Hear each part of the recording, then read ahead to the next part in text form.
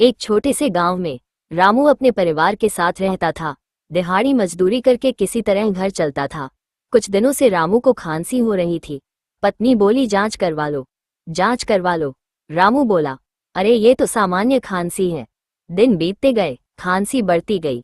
अब शरीर कमजोर हो गया, काम भी छूट गया। जब हालत बिगड़ी तब अस्पताल पहुंचे, टीबी का जांच कराया। डॉक्टर ने बताया, ये तो टीबी है, पहले आते तो जल्दी ठीक हो जाते। इलाज शुरू हुआ, लेकिन परिवार कर्ज में डूब गया। सच्चाई ये है, टीबी गरीबी से नहीं, लापरवाही से खतरनाक बनती है। 2 हफ्ते से ज्यादा खांसी हो तो तुरंत जांच करवा लो। टीबी का इलाज मुफ्त और संभव है।